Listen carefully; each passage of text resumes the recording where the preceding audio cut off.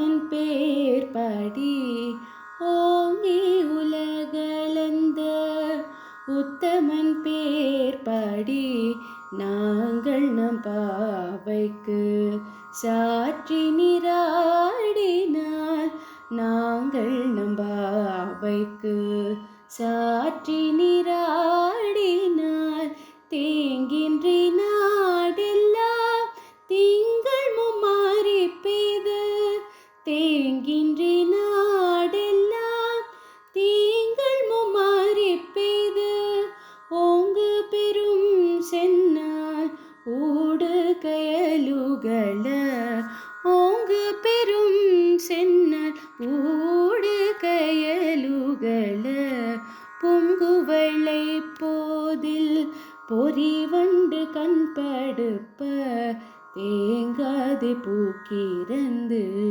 சீர்த்த முலை பற்றி வாங்க குடம் நிறைக்கும் வள்ளல் பெரும் பசுக்கள் நீங்காத செல்வம் நிறைந்தேலொரும் பாவாய் நீங்காத செல்வம் நிறைந்தேலோரெம் பாவாய். బలిచక్రవర్తి నుండి 3 అడుగుల దానాన్ని పొందిన శ్రీకృష్ణ పరమాత్మ అత్యంత ఆనందాన్ని పొంది ఆకాశమంత ఎత్తుకెదిగి 3 లోకాలను కొలిచాడు. ఆ పరమానందమూర్తి దివ్య చరణాలను, అతని దివ్యనామాలను పాడి ఈ ధనుర్మాస వ్రతం చేసేందుకు మార్గలి స్నానం ఆచరిస్తే సకల కష్టాలు తొలగిపోతాయి. నెలకు 3 సార్లు వర్షాలు కురుస్తాయి. పంటలన్నీ బాగా పెరిగి ఫలిస్తాయి. పంట చెల్ల మధ్యనున్న నీటిలో పెరిగిన చేపలు త్రుళ్ళిపడుతూ ఆనంద సమృద్ధిని సూచిస్తాయి. ఆ నీటిలో విరిసిన కలువలను చేరిన తుమ్మెదలు అందులోని తేనెను తాగి మత్తుగా నిద్రిస్తాయి.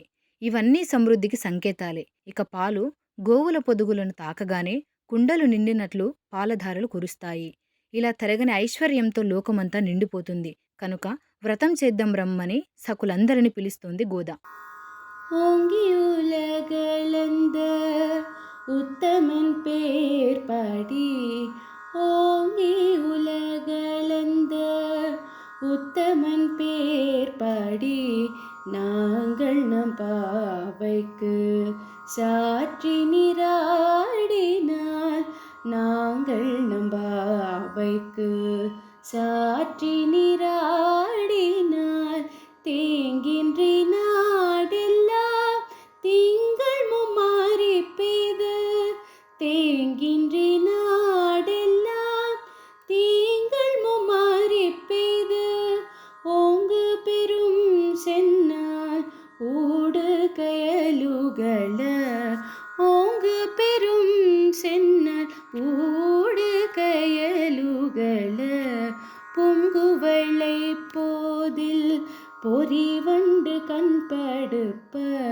தேங்காது பூக்கிறந்து சீர்த்த முலை பற்றி வாங்க குடம் நிறைக்கும் வள்ளல் பெரும் பசுக்கள் நீங்காத செல்வம் நிறைந்தேலொரும் பாவாய் நீங்காத செல்வம் நிறைந்தேலோரெம் పావాయ్.